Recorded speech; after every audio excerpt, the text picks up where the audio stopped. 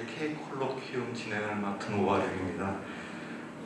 K-콜로퀴움은 4차 산업혁명 혁신 선도 분야에서 우수한 핵심 기술을 보유하고 계신 교수님들의 연구 성과를 공유하고 학제 간 융합 연구를 활성화하기 위해 국민대학교 산학협력단에서 마련한 세미나입니다. 특히 진학을 앞두고 있는 학생들이 많은 관심을 가지고 있는 세미나로 알고 있습니다. 2020년에는 브런치백 세미나라는 이름으로 시작했고요. 올해부터는 K-콜로퀴움이라는 이름으로 바뀌었습니다. 이번 학기에는 6분의 교수님들이 진행해 주실 예정입니다. 자, 교수님을 소개드리도록 하겠습니다.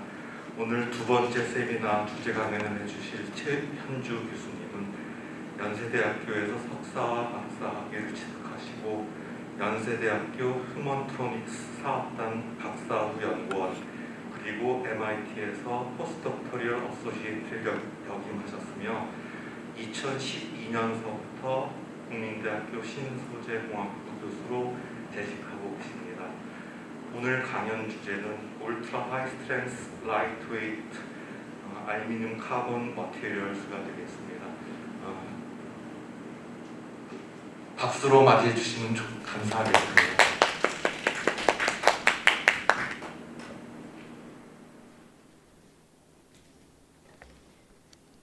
네, 소개해 주셔서 감사합니다.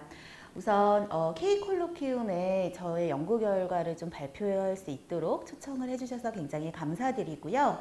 그리고 지금 여기 학술회의장에 저의 2m 반경에 아무도 안 계신 관계로 좀 더 원활하게 제가 설명을 드릴 수 있도록 마스크를 벗고 진행을 하도록 하겠습니다. 이 점을 양해해 주시면 감사드리겠습니다. 제가 오늘 말씀드릴 주제는 울트라 하이 스트렝스 라이트웨이트 알루미늄 카본 머터리얼즈라는 알루미늄에 탄소를 집어넣어서 어떻게 소재를 개발할 수 있고 이것들이 이제 우리의 미래 사회에 어떻게 활용될 수 있는지에 대해서 말씀을 드리려고 합니다. 저는 신소재공학부에 있는 최현주입니다.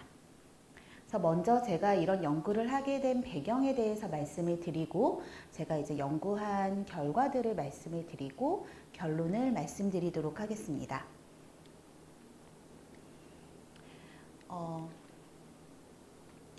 이제 4차 산업혁명에서 이제 어떤 미래의 혁신 선도 기술을 발표하는 이 콜로퀴움의 주제가 그런 것으로 알고 있는데요. 이게 좀 자동으로 넘어가는 것 같아요. 근데 이제 사실 제가 이제 연구를 하고 있는 거는 전통적인 금속 소재 분야라서 어떻게 보면은 4차 산업혁명이랑은 꽤 이제 거리가 있는 제조업이라고 이제 생각을 할 수가 있습니다. 하지만 이러한 어떤 전통적인 기술 분야 역시 이런 미래 사회에서 어떻게 활용이 될 수 있는지를 좀 말씀을 드리고 싶은 생각이 있고요. 그래서 제가 생각을 해봤을 때 이제 4차 산업의 전문가는 아니지만 4차 산업이라고 하면은 이제 데이터라든지 정보나 지식을 공유하는 것을 기반으로 하는 사회다라고 생각이 되고요. 그래서 미래 사회에는 어떤 모습일까를 묘사하는 여러 가지 단어들이 있겠지만 제가 선택한 단어는 초연결 사회입니다. 그래서 모든 이제 지식과 인간과 이런 것들이 전 지구적으로 연결이 되어 있는 초연결 미래 사회에서는 분명히 휴먼과 또 지식, 에너지 등의 모빌리티가 굉장히 극대화되어 있는 사회라고 상상해 볼 수가 있습니다. 그래서 이러한 초연결 미래 사회에서 기존의 소재들로 대응할 수 없는 분야들이 어떤 것들이 있고 소재의 입장에서는 어떠한 이제 한계점들을 극복해야 되는지에 대해서 좀 생각을 해보고자 합니다. 그래서 우선은 인간의 이제 모빌리티가 극대화돼서 지금 이제 친환경차에 대한 관심이 많아지고 자율주행차에 대한 관심이 많아지지만 더 나아가서는 우리가 도심에서도 자동차 대신에 정말 이제 우리 동화책에서 봤던 미래 사회를 상상할 때 얘기를 했던 이제 1인 항공기를 타고 이제 도심을 이동해 나가고 이런 어떤 도시명 항공기라든지 드론이나 로봇과 같은 새로운 어떤 이동 기기들이 이런 산업들이 성장하는 그런 사회를 생각해 볼 수가 있을 것입니다. 그러면 이런 이제 사회에서 어떤 소재들이 필요할지를 생각을 해보면은 굉장히 적은 에너지로 인간의 모빌리티를 극대화할 수 있게 도와줄 수 있는, 에너지의 소모는 굉장히 적지만 안전하게 인간의 이제 그런 이동성을 좀 담당해 줄 수 있는 소재가 필요할 것입니다. 그래서 지금 여기 보시는 것처럼 우리가 재료의 어떤 기계적 특성 중에 중요한 이제 잘 버틸 수 있는 특성을 강도, 스트렝스라고 얘기를 하는데, 이제 강도를 밀도로 나눠준 값을 우리가 비강도라고 정의를 합니다. 그래서 가벼우면서도 굉장히 고강도의 그러한 소재 시장이 굉장히 중요해질 것이다 라고 알 수가 있는데요. 우리가 일반적으로 잘 알고 있는 상용 금속이 이제 스틸이라고 하는 철강 소재, 알루미늄, 마그네슘과 같은 이제 경량 금속 소재들이 이러한 이동 기기의 어떤 차체의 소재로 많이 사용이 되어 왔습니다. 하지만 이러한 이제 전통적인 금속 소재보다 비강도가 높은 타이타늄과 같은 새로운 어떤 소재들, 그리고 이제 더 나아가서 카본 파이버나 글라스 파이버가 이제 로 강화되어 있는 플라스틱 복합 소재들, 점점 가벼우면서도 고강도의 소재들이 개발이 되고 있는데, 이런 초연결 미래 사회에서는 이들보다도 더 높은 강도와 더 가벼운 특성을 가지고 있는 소재 개발에 대한 요구가 심화될 것이다 라는 것을 알 수가 있고요. 또 한 가지 이제 인간의 모빌리티뿐만 아니라 이제 에너지 모빌리티가 극대화되는 이제 사회에서는 뭐 이제 전기라든지 열이라든지 이런 전도성은 굉장히 높으면서도 마찬가지로 고강도이고 경량한 여러 가지 특성을 동시에 만족시키는 소재를 개발할 필요가 있습니다. 근데 이 모든 어떤 조건들이 동시에 만족할 수 있는 소재를 개발할 수 있다면 참 좋기는 한데, 이게 재료과학적으로 어떠한 특성을 향상을 시키면 다른 특성은 떨어지는, 그러니까 상반관계에 있는, 그러니까 트레이드 오프 관계라고도 표현을 하는데, 이러한 관계에 있는 특성들이 많이 있습니다. 예를 들면은 이제 강도와 연성과 같은 게 트레이드 오프 특성인데, 우리가 재료를 더 고강도로 만들면 이 재료는 쉽게 깨져버리는, 그래서 금속 같은 경우에는 잘 깨지지 않고 찌그러지지만 좀 무르고, 그 다음에 뭐 유리나 도자기와 같은 세라믹 소재는 굉장히 고강도지만 잘 깨지고, 그래서 두 가지를 동시에 향상하는 게 굉장히 어려운 특징들이 있습니다. 또 그 중에 한 가지가 열 전도도나 전기 전도도를 높이면서 재료의 강도를 동시에 높이는 것이 거의 불가능하다. 하나를 높이면 하나는 안 좋아질 수밖에 없다라고 해서 상반 특성으로 우리가 정의를 하고 있는데, 미래 사회에서는 이런 어떤 장거리 송전선이라든지 배터리나 모터의 그런 열 제어 부품들에서는 고강도와 높은 열 전도도, 높은 전기 전도도와 같은 상반 특성을 동시에 향상해야 되는 그런 과제들이 남아 있습니다. 그래서 우리가 이것도 그래프로 한번 보면은 여기 Y축에 이제 강도, 비강도를 나타내고 있고, 그 다음에 X축에 전기 전도도나 열 전도도와 같은 전도성을 놓고 보면 알루미늄이나 구리 같은 것들이 이제 점점 전기 전도도를 높이려고 할수록 강도는 떨어지는 것을 볼 수가 있습니다. 하지만 미래 산업에서는 이 두 가지가 모두가 향상되어 있는 이러한 새로운 소재를 요구하고 있다라고 말씀을 드릴 수 있겠습니다. 자, 그러면 왜 이러한 소재의 한계가 이제 나타나는지를, 비록 이 콜로퀴움을 들으시는 분들의 이제 대부분이 재료공학을 전공하신 분들이 아닐 수 있지만 조금 더 좀 쉽게 한번 풀어서 말씀을 드려보고 싶습니다. 첫 번째는 그 강도에 왜 이렇게 도달할 수 있는 강도가 한계가 있는 걸까? 왜 우리가 소재의 강도를 끝없이 이제 고강도로 만들 수 없는 걸까를 살펴보면은, 이제 강도라고 하는 거는 결국에는 물체가 어떤 힘을 받았을 때, 응력을 받았을 때 이것이 이제 찌그러지지 않고 버틸 수 있는 최대한의 그 이제 어떤 그 응력, 힘이라고 이제 러프하게 정의를 할 수가 있는데, 그렇게 하기 위해서는 재료 내부의 결함이 이동을 하게 되면은 이제 거시적으로 보면은 이 물체가 찌그러지는 현상으로 우리 눈에 관찰이 되게 됩니다. 그래서 이러한 결함의 이동을 막을 수 있는 이제 여러 가지 강화할 수 있는 방법들, 그 미시적으로 이제 결함의 이동을 방해하는 것들을 설치를 해줘야 되는데, 이러한 것들이 어떻게 보면은 연력학적으로 신이 허용하고 있는 어떤 평형적인 한계가 존재를 하고 있습니다. 그래서 모든 금속 소재에는 이런 평형상에 의해 발현되는 어떤 도달할 수 있는 한계점이 존재를 하고 있고, 이제 수백 년 동안 혹은 이제 더 오랜 역사 동안 전통적인 금속 소재들에서는 이러한 어떤 그 합금을 설계하는 여러 가지 금속들을 섞어서 더 높은 강도를 지니는 소재를 개발하는 연구들을 많이 해왔고, 이제는 뭐 알루미늄, 마그네슘, 철, 타이타늄 모든 이제 금속 소재들이 경쟁 관계에 있기는 하지만 어느 정도 그 한계점에 도달해 있다. 그러니까 해볼 수 있는 모든 여러 가지 조합들은 많이 해본 이제 그런 한계점에 도달해 있다라고 좀 말씀을 드릴 수가 있고요. 하지만 이제 우리가 지금 2021년에 살고 있는데, 우리 이제 저처럼 무거운 사람도 데리고 하늘을 날아야 되는 도시명 항공기나 여러 가지 미래의 이동기기 수단에서는 기존의 어떤 소재들로 대응할 수 없는 더 경량하고 더 고강도인 소재를 요구하고 있다.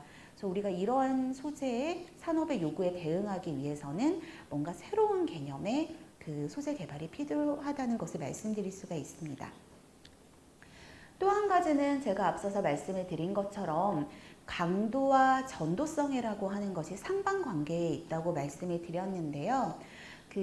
우리가 재료의 강도를 높인다는 건 앞서 말씀드린 것처럼 결함의 이동을 막아줘야 됩니다. 그래야지 찌그러지지가 않을 수가 있는데, 이러한 결함을 이제 이동을 막아줄 수 있는 미세구조적인 인자들, 뭐 이제 다른 어떤 이종의 어떤 원자가 될 수도 있고요. 그 원자들이 모여있는 집합체가 될 수도 있고요. 좀 생소한 단위이기는 하지만 전위나 결정립계라고 하는 어떤 결정구조적인 결함들이 이제 이런 어떤 그 찌그러지는 현상을 막아주는 역할을 할 수가 있는데, 이렇게 미세구조적으로 강도를 올려줄 수 있는 모든 요인들은 결국에는 전자나 폰온과 같이 열을 전달하고 전기를 전달하는 이러한 어떤 캐리어들의 산란 원인으로 작용을 하게 됩니다.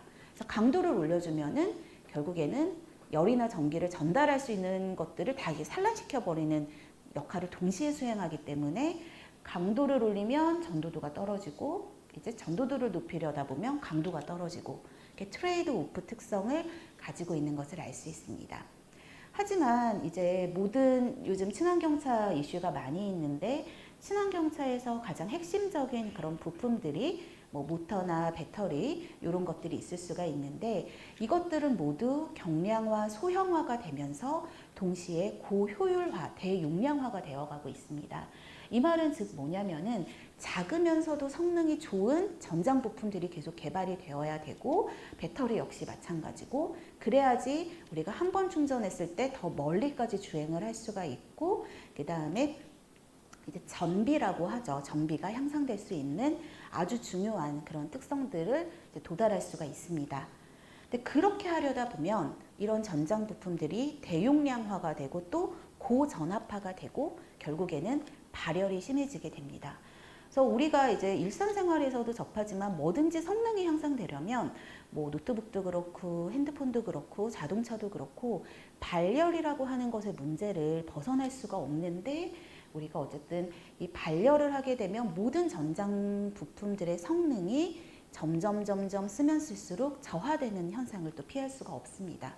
그래서 이렇게 열들을 빠르게 밖으로 내보내줘야 되는 열전도도가 이제 굉장히 중요하고요. 또 한 가지 이제 전기전도도의 어떤 입장에서 보면은, 제가 아까 말씀드린 것처럼 이제 에너지 모빌리티가 극대화되게 되면은 전력을 생산하는 곳, 혹은 이제 그 신재생 에너지 같은 경우에는 도심에서 굉장히 멀리 떨어진 곳들에서 이제 전력이 생산이 되게 되는데, 이제 전력을 사용하는 도심까지 이제 어떤 에너지의 로스 없이 효율적으로 에너지를 관리할 수 있도록 뭐 슈퍼그리드나 스마트 그리드처럼 장거리 송전이 이제 굉장히 중요하게 되는데, 이러한 어떤 송전선 같은 경우에도 전기전도도가 높으면서도 그 이제 고강도의 이제 전선 소재들이 있어야지만 이런 고전압 직류 송전이 가능한 장거리 송전이 가능해지는 그런 이제 여러 가지 요구들이 있습니다.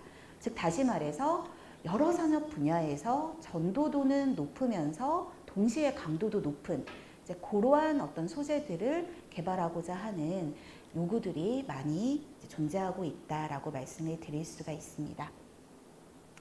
그래서 이 부분은 이제 제가 어떻게 보면 강의를 할 때 신소재공학 전공 학생들이 이제 익숙한 그런 그림인데, 아까 말씀드린 것처럼 결국에는 전통적인 금속 소재에서는 강도를 향상한다는 것, 고강도 소재를 개발한다는 것은 결국에는 이런 플라스틱 매스 플로우라고 얘기를 하는, 그러니까 결국 우리가 눈으로 보면 거시적으로 소재가 찌그러지는 현상이죠.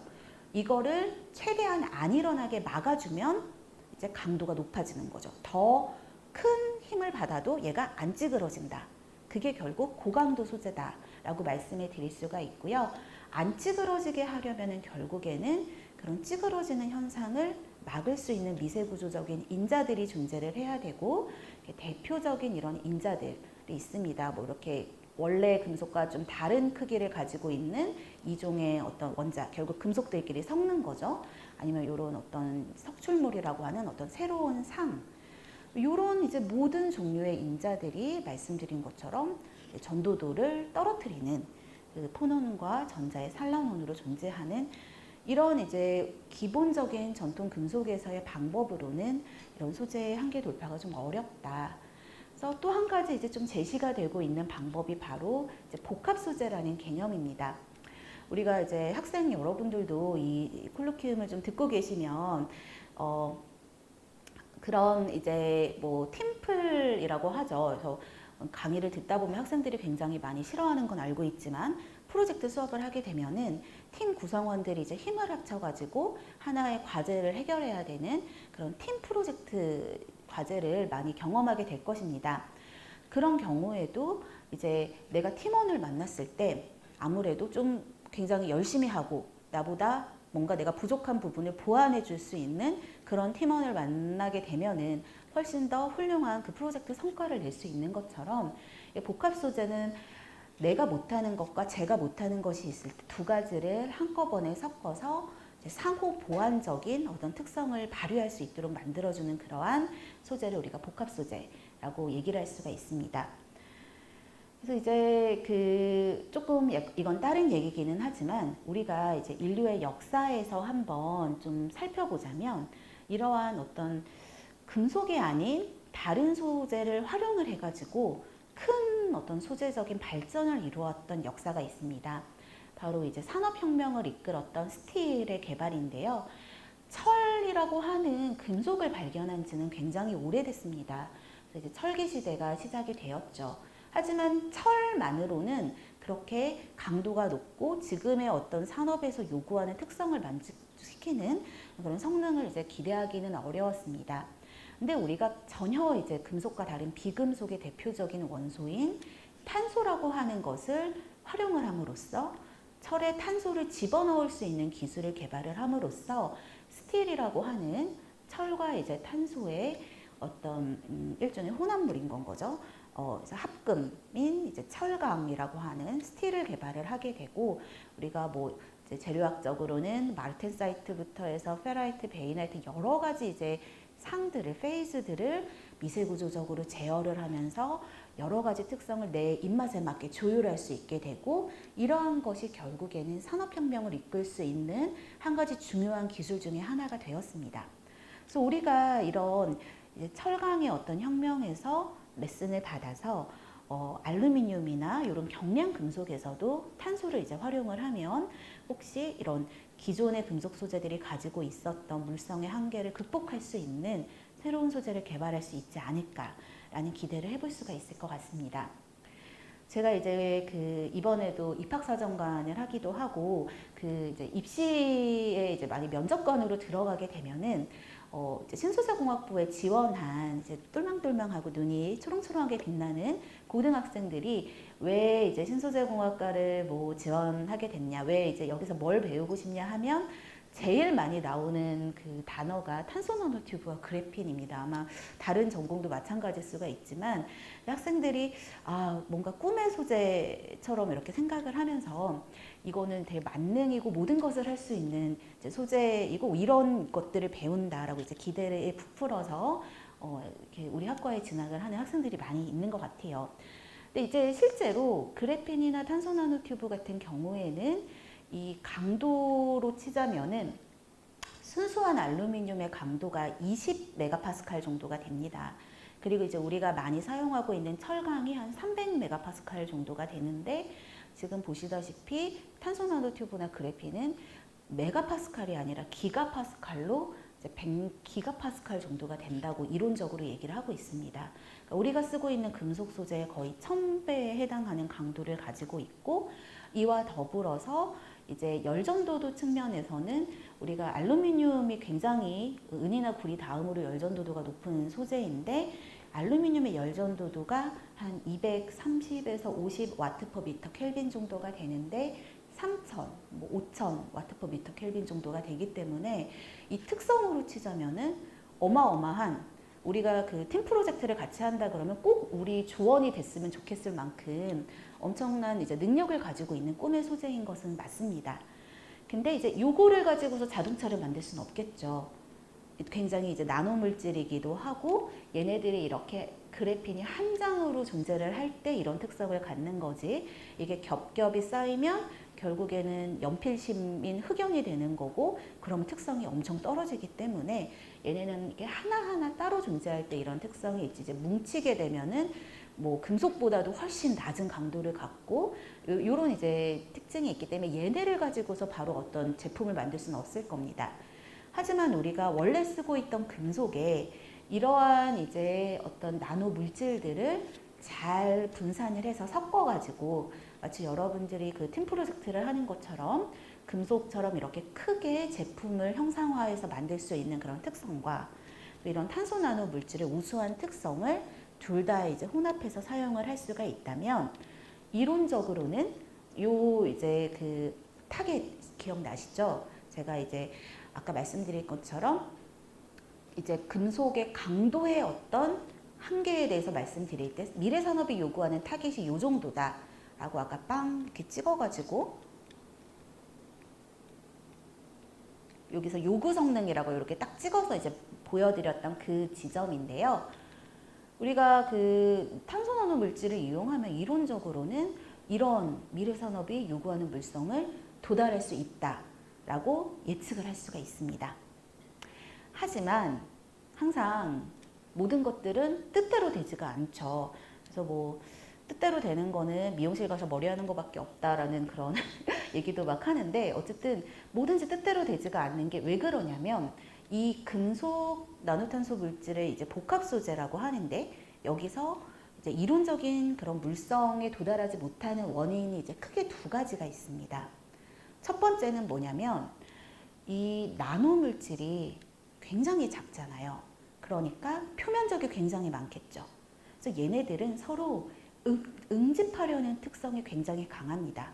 그래서 얘를 하나하나 떨어뜨려서 분산을 하기가 너무 어렵고 특히나 이제 이게 고분자나 이렇게 좀 화학적으로 분산을 할 수 있으면 좋을 텐데 금속이라고 하는 물질은 또 결정을 가지고 있고 원자들이 여러 가지 소재들 중에서도 가장 조밀하게 빼곡히 충진되어 있는 그러한 구조를 가지고 있는 물질입니다. 그래서 이렇게 조밀하게 원자가 충진되어서 결정 구조를 이루고 있는 금속에 나노탄소 물질을 균일하게 하나씩 떨어뜨려서 분산한다는 기술이 굉장히 어렵습니다. 그래서 제가 아까 말씀드린 것처럼 얘네가 하나씩 떨어져야지 이런 특성이 나타나는 거지. 이게 뭉쳐가지고 연필심 같은 이제 그라파이트, 흑연이 돼버리면 말짱 꽝이잖아요. 그러니까 이렇게 분산을 하는 게 너무 어려운 게 기술적인 어려움 첫 번째고, 두 번째는 어떤 거냐면 얘네들이 금속 소재와 이루는 그 계면이 굉장히 취약합니다. 원래 탄소랑 금속은 서로 간에 굉장히 그 젖음성이 안 좋고 계면이 이렇게 서로 친하지가 않은 거죠. 그래서 아무리 이제 얘네들이 고강도라고 하더라도 금속에서 이 탄소 나노 물질로 힘을 손실 없이 잘 계면해서 전달을 해줘야지만 얘네의 특성이 이제 발휘가 될 텐데 계면이 그냥 붕 떠 있는 것처럼 굉장히 취약하기 때문에 에너지가 거기서 다 손실이 일어나 버리는, 기계적 에너지든 열적 전기적 에너지든 전달이 되지가 않아 버리면 여기에 이런 좋은 특성들이 발현이 되기가 어려운 그런 문제점들이 있습니다. 그래서 이제 그런 문제만 해결을 한다면 우리가 국방, 우주, 자동차, 스포츠 아니면은 이제 송전선 분야라든지 파워 디바이스 여러 가지 산업 분야에서 이 소재를 잘 활용할 수가 있을 텐데 그 문제를 해결하는 것이 관건이다. 그래서 좀 서두가 길기는 했지만 본 이제 발표에서는 저는 어떤 연구들을 통해서 이런 문제들을 극복하고 있는지를 좀 말씀을 드리려고 합니다. 자, 그래서 이제 어떻게 이제 그런 소재를 만들까 생각을 해봤는데요. 일단은 기본적으로 우리가 금속에다가 그 나노탄소 물질을 섞어야 되잖아요. 근데 금속은 사실은 일반적으로는 어떻게 우리가 제품을 만드냐면 녹는 점 이상으로 온도를 높이면 금속이 녹습니다. 액체 상태가 되겠죠. 그래서 이런 액체 상태의 금속을 내가 원하는 어떤 제품의 형틀에 부어가지고 다시 식혀서 응고시켜가지고 어떤 제품을 만들거나 아니면은 이제 소성 가공이라고 해서 뭐 옛날에 드워프들이 그 전설의 검을 만드는 것처럼 망치로 때려가지고 검의 모양을 만드는 것처럼 이렇게 힘을 가해가지고 모양을 만들거나 이런 것들이 전통적으로 금속 소재를 제조하는 방법들이었습니다. 근데 그런 식으로 똑같이 이거를 제조를 하려고 하니 탄소는 아까 이제 보신 분들도 있으시겠지만 밀도가 한 1에서 1.3g/cc 정도로 너무너무 가볍고 알루미늄은 금속 중에서 그래도 가볍다고는 하지만 2.7g/cc로 2배 정도 되는 이제 비중의 차이가 존재를 합니다. 그러니까 얘네를 고르게 섞는다는 것 자체가 일단 이런 액체 상태를 한번 경험하게 되면 너무너무 어렵더라라는 거고요. 또 한 가지는 알루미늄은 그 아까 이제 철에다가 탄소를 넣어서 스틸을 개발할 수 있다라고 말씀을 드렸는데 철이 되게 무거움에도 불구하고 지금 이렇게 산업적으로 많이 사용되는 축복받은 특징 중에 하나가 철은 탄소랑 잘 섞입니다. 그러니까 알루미늄, 구리, 마그네슘, 타이타늄 모두 탄소랑 섞일 수가 없는데 그러니까 연력학적으로 신이 전혀 허용하지가 않은 그런 부분인데 철만 이제 오스테나이트라고 하는 특이한 페이지에서 탄소를 섞을 수가 있는 특이한 어떤 특성을 가지고 있습니다. 알루미늄은 그렇지가 않아요. 탄소랑 이제 섞일 수가 없고 탄소를 만나면 탄화물이라는 화합물을 아주 쉽게 형성을 합니다. 그래서 어떤 공정을 하면 탄화물이 다 생겨버리고 이런 것들은 별로 이제 특성적으로 좋지가 않은 거죠. 그래서 이 연구에서는 분말을 사용한 방법을 사용을 했습니다. 요즘 뭐 3D 프린팅이나 이런 이제 새로운 산업 분야에서도 분말을 사용해서 제품을 제조하는 연구를 많이 진행을 하고 있는데 아무래도 금속이 워낙에 탄소를 섞기가 힘드니까 아예 전부 다 이제 가루를 내는 거죠. 그래서 금속 가루와 탄소 나노 물질 가루를 가루 상태에서 섞은 다음에 이것들을 이제 잘 구워서 뭐 3D 프린팅을 할 수도 있고 아니면 소결을 해가지고 제품을 만들면은 좀 더 균일하게 섞을 수 있지 않을까 하는 그런 방법인 거고요. 그래서 이제 이런 볼밀 방법은 이제 기존에도 많이 이제 좀 사용을 해왔던 그런 방법들입니다. 그래서 나노탄소 물질과 알루미늄 분말 상태에서 잘 섞어주고 그 다음에 이렇게 뭐 열간 압연을 한다든지 열 처리를 해서 이런 어떤 판재를 만들어내는 이런 방법을 통해서 복합 소재를 개발을 하는데 기존에 이제 저 말고도 금속에 이런 그래핀이나 나노탄소 물질을 분산한 복합 소재를 만들려는 연구들이 많이 이루어져 오긴 했었습니다. 근데 이제 저의 연구에서의 좀 차별성을 말씀을 드리자면 앞서 말씀드린 것처럼 이 나노탄소 물질은 굉장히 잘 응집이 됩니다. 그래서 요거를 이제 섞어주는데 그냥 섞으면은 안 되고 이 금속 분말에 기계적인 에너지를 이제 가해서 이렇게 막 이렇게 섞어주는 거죠. 근데 그렇게 했을 때 문제가 뭐냐면 이게 아무리 강한 물질이라고 하더라도 너무너무 크기가 작은 나노물질이기 때문에 조금만 기계적 에너지를 가해도 이 나노물질들이 파괴돼 버린다는 거죠. 얘네들의 이제 몰레큘러 스트럭처가 분자 구조가 파괴되면 또 아까 말씀드린 그런 높은 특성이 발휘되지 않기 때문에 연구자들이 어떻게 하면은 이 귀한 나노탄소 물질을 손상되지 않게 살살 이제 좀 잘 섞어볼까 하는 것이 이제 기존의 연구가 진행이 됐던 방향이라고 할 수가 있습니다. 하지만 이제 저는 오히려 반대로 그러지 말고 엄청나게 강한 기계적 에너지를 초반에 가해서 이 나노탄소 물질들을 금속 분말 내부에 이제 꽁꽁꽁꽁 숨겨버리자. 안에 그냥 다 삽입을 해버리자. 라는 이제 그런 기술인 거죠. 그래서 어떤 거를 이제 기대를 했냐면 일단은 전부 다 이렇게 삽입을 한 다음에 그 다음에 이제 기계적 에너지를 조금 이제 낮은 에너지를 가하면서 이 알루미늄 분말들이 이제 잘 찌그러지잖아요. 알루미늄은 소성 이제 변형을 하면서 이렇게 찌그러졌다가 서로 붙었다가 떨어졌다 이런 알루미늄 분말들의 그런 거동이 반복이 되면서 이제 간접적으로 마치 우리가 그 떡에다가 콩고물들을 막 뿌리고 떡방아를 계속 찌으면 콩에 계속 그 힘을 가하지 않더라도 떡이 이렇게 계속 움직이면서 콩고물이 점점 퍼져나가는 그런 현상처럼 이 알루미늄 분말을 그냥 계속 찌그러뜨리면서 이 탄소나노 물질이 점점 분산되어 나갈 수 있도록 하는 그런 방법을 이제 고안을 했고 또 이게 이제 장점이 뭐냐면 기존의 연구는 별로 높은 에너지를 가하지 않아서 나노탄소 물질이 금속 분말의 표면에 다 이렇게 뭉쳐 있어서 실질적인 어떤 분산도 아닐 뿐더러 표면에서 굉장히 잘 파괴가 됐다고 한다면 이런 새로운 공법에서는 이 물질들이 수백 마이크로미터 되는 금속 파우더 안에 이제 파묻혀 있습니다.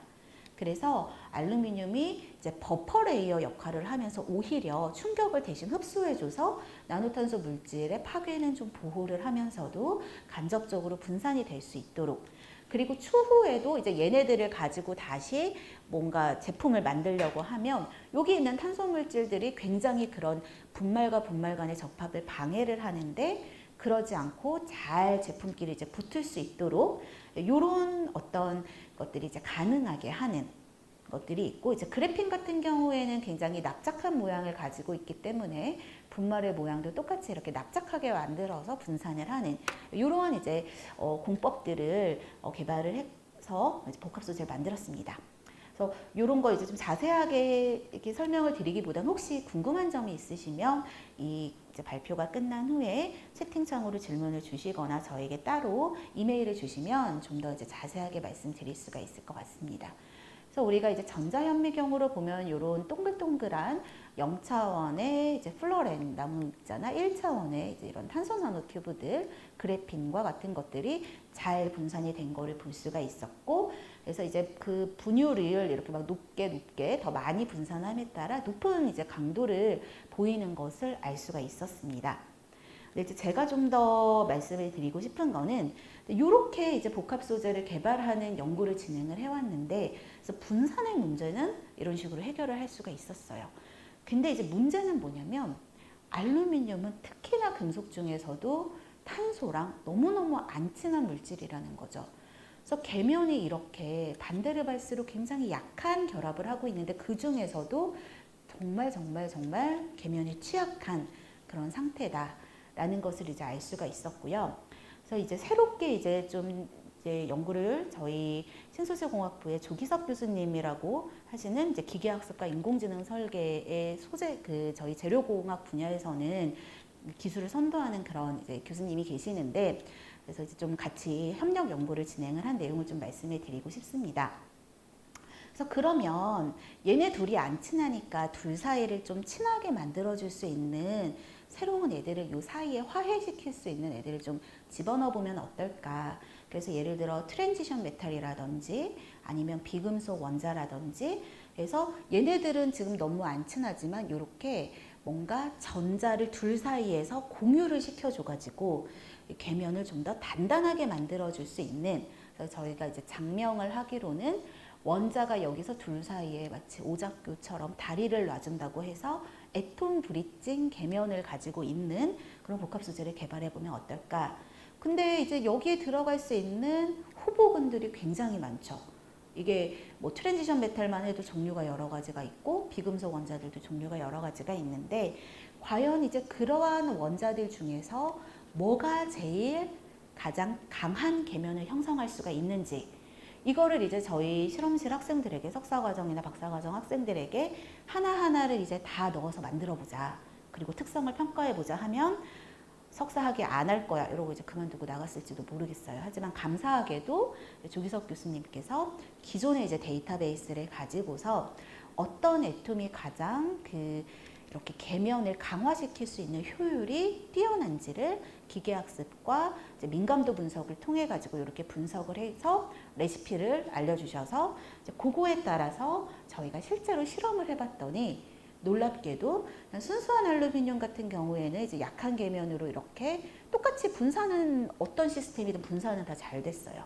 하지만 순수한 알루미늄 같은 경우에는 이렇게 좀 강화 효과가 떨어진다는 반면에 이 계면에 뭐 실리콘이나 이제 구리 같은 트랜지션 메탈이나 비금속 원자가 있는 경우에 점점 이렇게 강화 효율이 더 뛰어난다는 것을 실험적으로도 같이 입증을 해서 이렇게 어떤 요즘 많이 하는 기계학습이나 인공지능 설계가 이제 새로운 소재를 개발하는데도 시간을 기하급수적으로 단축시켜 줄 수 있다는 것을 알 수가 있었습니다. 한 가지만 더 이제 말씀을 드리면서 이제 강연을 마치려고 하는데, 근데 이제 제가 요거를 계속 연구를 하면서 했던 생각이 뭐냐면, 와, 나노 이제 탄소 물질, 탄소 나노 튜브나 그래핀이 좋다 하지만 이거 너무 어렵다. 계면도 어렵고 이제 뭐 이걸 근데 합금을 가지고서 이런 이제 그 소재를 개발하는 것도 너무 어렵고, 왜 철에는 그 탄소 원자가 들어갈 수가 있는데 알루미늄은 못 들어가는 걸까? 이거를 어떻게 좀 극복을 해볼 수가 있지 않을까라는 생각을 하게 됐습니다. 그래서 지금 말씀드리는 거는 여러분들이 어디서 이제 들어보지 못했을, 약간 이렇게 말씀드리니까 약간 약을 파는 약장수 같은 느낌이 들지만 굉장히 새로운 개념의 이제 소재를 좀 말씀을 드리려고 하는데, 철에는 아까 말씀드린 것처럼 이제 탄소가 들어갈 수가 있어요. 하지만 제가 말씀드린 것처럼 연력학적으로 알루미늄, 마그네슘, 타이타늄은 요 이제 상태도라고 하는 건데 탄소가 들어갈 수 있는 범위가 전혀 없습니다. 그런데 우리가 나노 과학의 그 마법을 사용을 하면 알루미늄에도 탄소를 집어넣을 수 있겠다. 인공적으로 집어넣을 수 있겠다라는 것을 이제 생각을 했습니다. 어떤 거냐면 이제 플로렌 같은 경우에는 탄소가 60개밖에 안 되는 굉장히 작은 나노탄소 물질입니다. 탄소 60개밖에 안 되는 애를 앞서 제가 말씀드린 그런 기술들을 이용을 해서 알루미늄에 굉장히 고르게 이제 분산을 합니다. 그러면 제가 앞서 말씀드린 것처럼 이제 연력학적으로는 얘네가 알루미늄 카바이드라고 하는 안정상을 형성을 해야 되는 게 연력학적으로 맞는 거예요. 근데 문제는 뭐냐면 이 AL4C3라고 하는 그 상을 보면은 굉장히 유니셀, 그러니까 기본적인 구조가 크고 이 상을 형성하려면 적어도 수천 개의 탄소가 필요합니다. 근데 원래는 자연상의 탄소를, 우리가 탄소를 집어넣는다 그러면 원자 수천 개가 굉장히 많은 양인 것 같지만 사실은 굉장히 적은 양이거든요. 그래서 쉽게 이런 게 형성이 되니까 기존에 이제 연력학적으로 알루미늄에 탄소를 넣으면 탄화물이 형성되는구나 라고 이제 알고 있었던 거죠. 하지만 이렇게 수천 개가 아니라 60개짜리를 집어넣으면, 그런데 이 60개짜리를 집어넣으면 또 무슨 일이 있냐면 굉장히 곡률 반경이 작은 나노 입자이기 때문에 굉장히 저온에서 쉽게 분해가 될 수가 있습니다. 그래서 쉽게 분해는 되는데 열이 그렇게 높은 온도가 가해지지가 않았으니까 탄소들이 60개, 여기도 60개 덩어리가 있고 저쪽에도 60개 덩어리가 있으면 온도가 높으면 이제 장거리 확산이 되어 와서 수천 개가 모이기라도 할 수가 있을 텐데 저온에서 분해가 되니까 저온이라서 확산도 잘 안 되고, 그럼 이 60개의 탄소가 이런 탄화물을 만들지도 못하고 그냥 그 자리에 알루미늄 격자 사이에 끼어서 이도저도 아닌 준안정상을 형성을 하게 됩니다.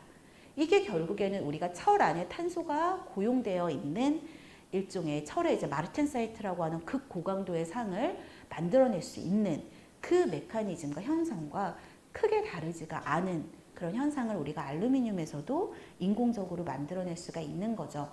그래서 이런 아이디어가 정말 유효할지 이제 한번 실험을 해봤을 때 분산을 시키고 이제 열 처리를 해서 분해를 하면서 보니까 굉장히 특이한 어떤 상이 형성이 되는 것을 알 수가 있었고, 이 경우에는 이제 알루미늄의 격자 사이에 이렇게 탄소가 존재해서 여기 보면 탄소가 없는 부분과 있는 부분에 알루미늄이 이렇게 확장되어 있는 것을 볼 수가 있습니다. 그래서 아무리 오랫동안 열 처리를 해도 탄화물이 형성이 되지 않고 오히려 강도가 계속해서 증가를 하는, 그래서 우리가 알루미늄의 순수한 알루미늄의 강도가 20메가파스칼이라고 제가 말씀을 드렸는데 뭐 여러 가지 강화기구가 동시에 존재를 하긴 하지만 합금이 아닌 순수한 알루미늄에 플러린을 5% 정도만 집어넣었음에도 불구하고 1기가파스칼에, 그러니까 뭐 알루미늄 20메가파스칼이고 일반적인 스틸이 300메가파스칼인데 알루미늄에서 1기가파스칼 정도의 강도까지도 도달할 수 있는 것을 볼 수가 있었습니다. 그래서 이제 아주 고온에서 이렇게 처리를 하게 되면 그제서야 이제 탄화물이 생기지만 그렇지 않은 경우에는 탄화물도 형성이 되지 않고 그러면서 이제 이 어떤 나노탄소 물질의 몰레큘러 스트럭처가 조금씩 무너져가는 것을 볼 수가 있었고, 이런 어떤 전자 구조의 결합 구조를 이렇게 봤을 때는 탄화물보다 뭔가 새로운 어떤 페이즈가 존재를 한다는 것을 볼 수가 있었고, 이런 것이 이제 카바이드와는 구분되는 어떤 새로운 페이즈라는 것을 이제 전자현미경에서도 관찰을 할 수가 있었습니다. 그래서 제가 사실은 이 콜로키움의 이제 대상이 어떻게 보면 학부생부터 이제 전문적인 지식을 가지고 계신 분들까지 굉장히 스펙트럼이 넓어서 최대한 여러분들이 제 좀 내용에 이렇게 좀 끄덕끄덕 하실 수 있도록 좀 너무 풀어서 설명을 한 감이 없지는 않은데, 혹시 이런 연구 내용에 좀 더 관심이 생기시거나 질문이 있으신 분이 있으시다면은 그 채팅창이나 아니면은 이메일로 질문 주시면 좋을 것 같아요. 그래서 제가 오늘 말씀드린 거를 좀 정리를 하면, 제가 이제 알루미늄이라고 하는 경량 금속의 특성을 향상하기 위해서 나노탄소 물질을 활용해서 분산의 문제를 해결하고 계면의 문제를 해결하고 더 나아가서는 이제 새로운 어떤 소재를 개발한 내용에 대해서 말씀을 드렸습니다. 경청해 주셔서 감사합니다.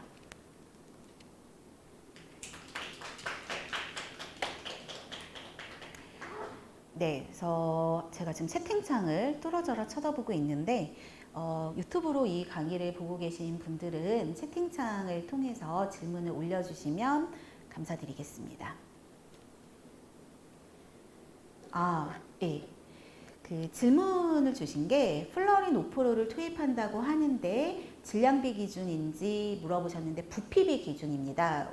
볼륨 퍼센트를 첨가를 한 거고요. 그 다음에 최근에 비정형 카본 섬유를 만들고 있는데 네, 비정형 카본 섬유 같은 경우에는 제가 이제 요거 같은 경우에 이제 탄소의 그 원자 개수가 많기 때문에 이 두 번째 말씀드렸던 요런 내용으로 활용을 하기보다는 이게 이제 굉장히 카본 섬유와 알루미늄 복합 소재에 대한 연구도 굉장히 이제 중요한 분야입니다, 소재에서. 근데 앞서서 말씀드린 것처럼 또 카본 섬유와 알루미늄 사이에 젖음성 문제가 좀 어렵기 때문에, 그래서 여러 가지 문제들이 있는데 제가 앞서 첫 번째 파트에서 말씀을 드렸던 것처럼 그 계면을 탄소와 알루미늄에 좀 서로 잘 매팅이 안 좋은 그런 문제를 이런 식으로 어떤 원자들을 중간에 집어넣으면은 젖음성을 개선할 수 있는지 이런 연구랑 접목을 하면, 저는 이걸 탄소 나노튜브로 했지만 교수님 말씀하셨던 비정형 탄소 섬유에서도 비슷한 어떤 연구를 진행할 수 있지 않을까라고 기대가 됩니다.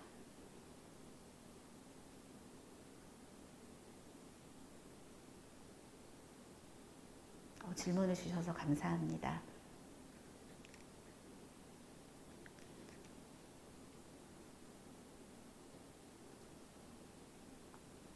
질문 하나. 네.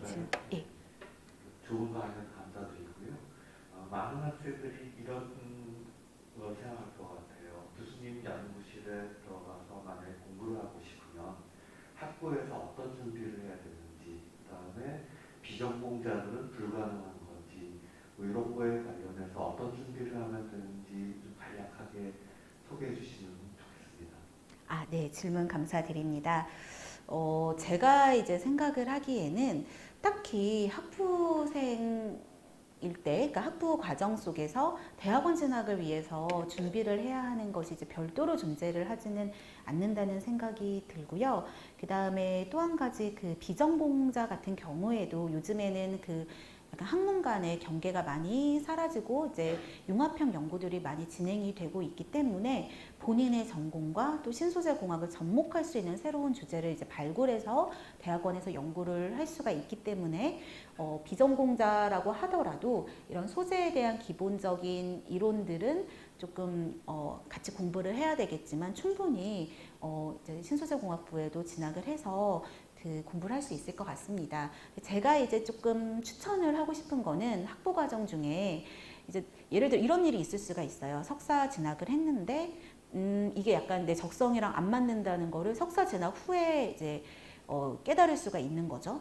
그래서 이게 또 전공 공부와 리서치를 하는 게 약간 좀 다를 수가 있기 때문에 만약에 이제 대학원 진학을 고려하고 있는 학부생이 있다면 뭐 3학년이나 4학년 때 이제 많은 실험실에서 이제 학부 인턴십 같은 프로그램들이 많이 있고 또 산학협력단에서도 그런 프로그램들이 많이 있기 때문에 좀 더 본격적으로 리서치를 경험해보는 그런 어떤 프로그램에 참여를 해보는 것이 내가 정말 이게 좀 전공에 맞을지 경험해 볼 수 있는 좋은 기회가 될 것 같습니다.